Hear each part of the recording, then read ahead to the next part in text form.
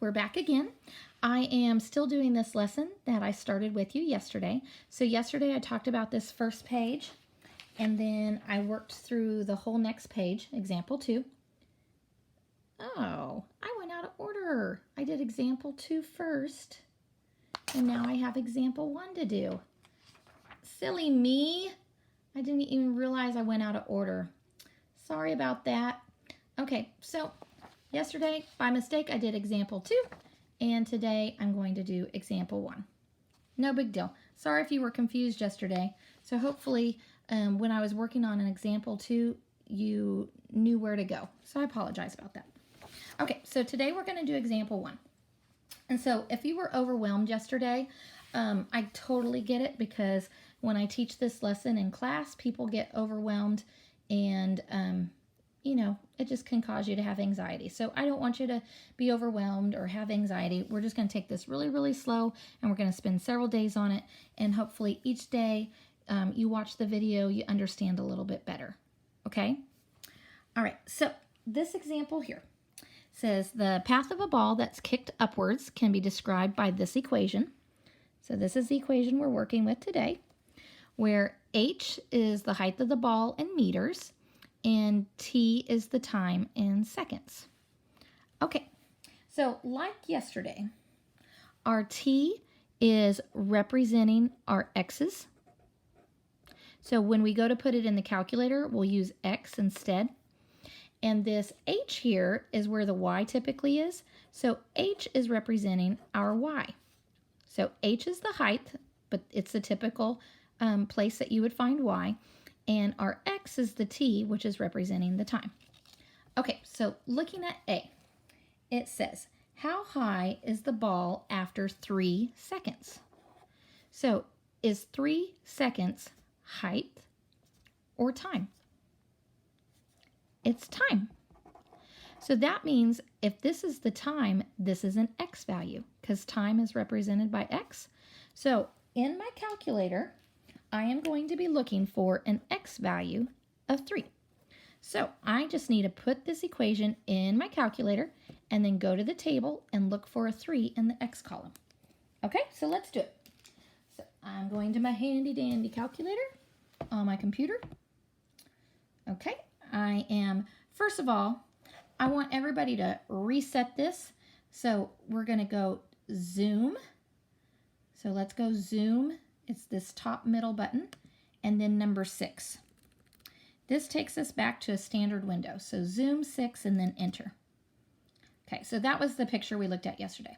All right, let's go to y equals, and let's clear that bad boy out of there. I want him gone. All right, so today I'm going to put this equation in. So 35x, so 35x, and then in the back, I've got minus 5x squared. So minus 5x squared. There you are. Okay, sorry, I had to zoom out for a minute. So 35x minus 5x squared. Okay, so first I'm going to go to my table. So remember, to get to the table, we go second graph, and I am interested in 3 seconds, which is time. So I'm going to go to where my x is a 3. So here we go. Let's look for where our x is a 3. Here he is, and when I look across, what number do you see? 60. So this is my y. This is my height. So after 3 seconds, the height is 60. Okay, so that's my answer. So the height is 60, and they said meters. I think yesterday our problem was meters, and then all of a sudden we started talking feet. So sorry about that if that confused anybody. Okay, next one. After how many seconds will the ball be 50 meters high? So 50 meters high. Is this height or is this time? This is height, which means height is a y.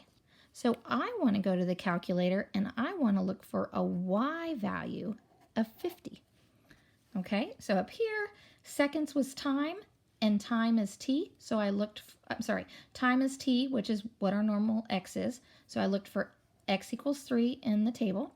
But here, this is height, and height is a y, so I'm going to look for a 50 in the y. Okay, so let's go to our table and look for a 50 in the y column. Do you see it? I'm going to zoom in a little bit. And here's a 50, and looky look, here's another 50. So 5 is an answer, and 2 is an answer. And that's because that's where the 50 is in the y column. So 5 and 2. All right. So 2 seconds and 5 seconds. So we had a problem like this yesterday, so I'm going to explain it again just so it makes sense to you. So we have a ball going up, up, up, up, up, up, up, and then down, down, down, down, down, down, down, down, down, till it hits the ground. So at time 0, the height of the ball is either in somebody's hand or on the ground. I don't know where the ball is. After 2 seconds, so 1 second, 2 seconds, after 2 seconds, it's on its way up, and then 3 seconds, 4 seconds, 5 seconds. On 5 seconds, it's on its way down until it hits the ground. So when it says, how many seconds does it take for the ball to be 50 meters high? Well, the ball could be 50 meters high at 2 seconds, and it could be 50 meters high again at 5 seconds. Does it make sense that the ball could be 50 meters on the way up and then 50 meters again on the way down? So that's why we have 2 times, because you have the height on the way up and the height on the way down. Okay, question C says, when will the ball hit the ground? Well, when an object hits the ground, the height is 0. So I want to look for a height value of 0. So let's go to the y column and look for a 0. And I've got this one, but at 0 seconds, we haven't done anything yet. So let's look for another 0. Do you see it? Bing, bing, bing, bing, bing. There he is. So this is when the object has a height of 0, and it took 7 seconds. If I look at the picture of the graph, right here, that's when the object's going to be on the ground. That's when your height is 0. And let's see, 1, 2, 3, 4, 5, 6, 7. Yep, sure enough, it is a 7, which you could see from the graph and from the table. So it takes 7 seconds for the object to hit the ground. Okay, D says, when will the ball reach its maximum height, and what is its maximum height? So remember, the ball is going up, up, up, up, up, and down, down, down, down, down, down. The maximum height is occurring right here at the vertex. I want to know how long it takes to get there and how high is that. So we need to find the vertex. All right, so the calculator is going to do it all. So let's look at its picture.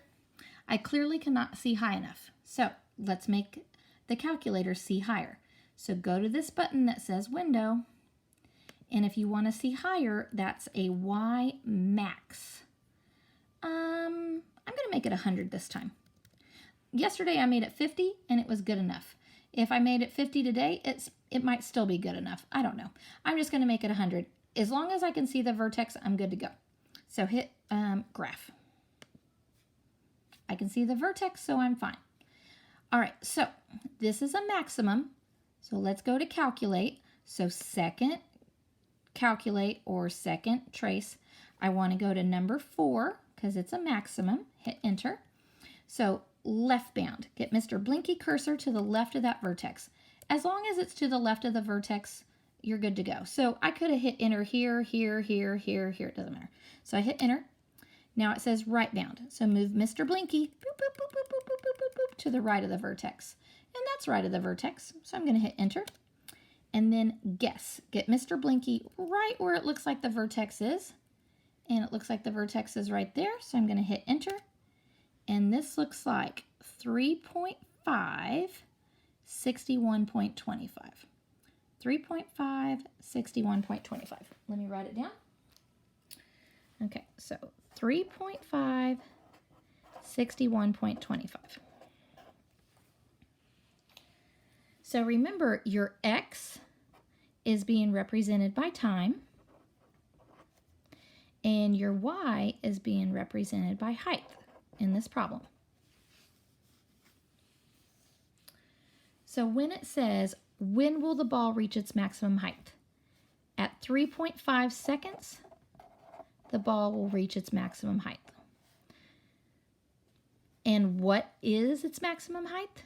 Its maximum height is 61.25 meters.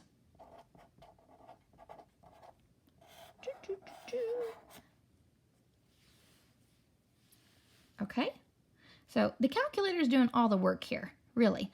We have a little bit of thinking to do, and we have to know where to go in the calculator, what buttons to push, but the calculator is doing all the heavy lifting. All right, E says, sketch and label the graph and state a reasonable domain and range.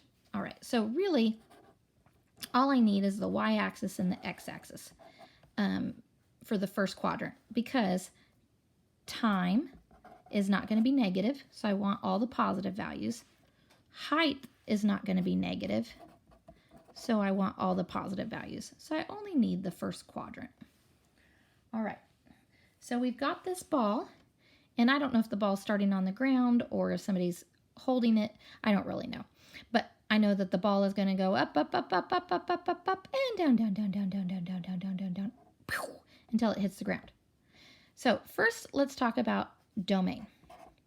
Domain are x's, and remember x's are time, and we can't have negative time, so time is going to start at 0. And this is time 0, and time ends when the ball hits the ground. Well, how long did it take for our ball to hit the ground? It went from 0 seconds to 7 seconds. It took 7 seconds for the ball to hit the ground. So my time is somewhere between 0 and 7. 0 is when it began, and 7 is how long it took in seconds for the ball to hit the ground. And then these are the symbols that we always use. Okay, range. Now range are your y's, and that's talking about the height. Well, what's the lowest height that the ball is? The lowest height is 0, because that's the height of the ball when it's on the ground. And then how high did that ball get to? 61.25 is how high it got to. So my y, or my height, is somewhere between 0 and 61.25. And then the symbols always go the same way. And that's my reasonable domain and range. Did this problem seem easier than yesterday's? I hope so. Okay, your assignment today is to take a funny picture of yourself and submit it on Canvas. Okay, make it appropriate, but a funny picture of yourself, post it on Canvas, and then that'll be it. Smiley face.